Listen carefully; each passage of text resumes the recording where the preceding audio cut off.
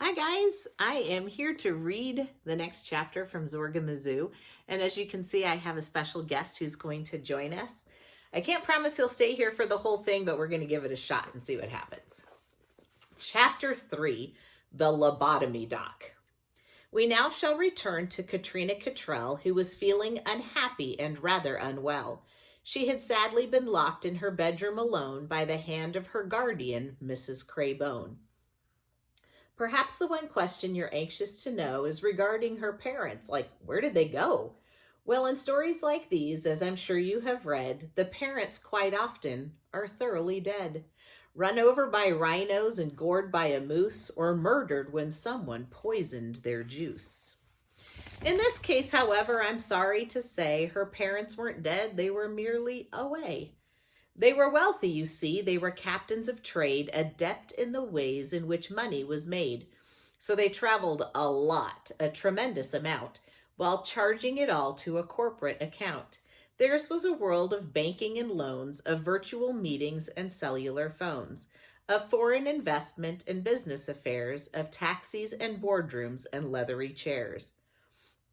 All of their life was spent up in the air, incessantly flying from here and to there. From Lisbon to London, from Paris to Rome, they had gone off on business and never came home. Why, even Katrina was born on the fly, on a company jet that was up in the sky. Her mother, of course, was underprepared. A baby? How awkward, the woman declared. I haven't got time for raising a kid, and I doubt that I'd want one even if I did. When her father got word that Katrina was born, he grimaced a little and got on the horn. He called his accountant to raise a concern. On babies, he asked, what's the rate of return? So you see, my good reader, her parents were duds, too much of the blue in both of their bloods.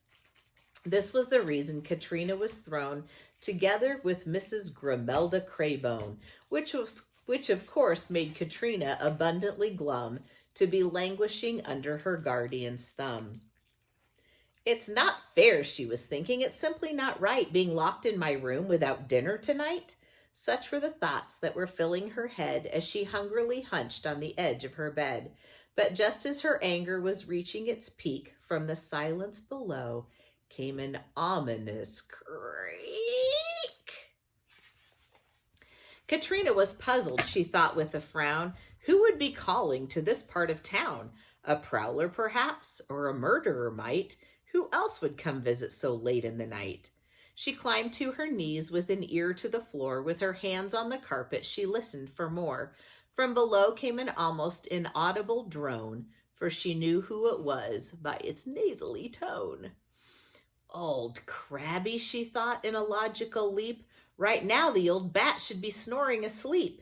Yet old Crabby was up. She was talking as well. But why and to whom? Thought Katrina Cottrell.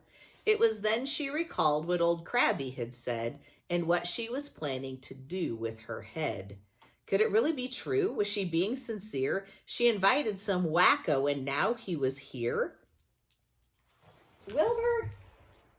Wilbur's being a little feisty. Hold, please.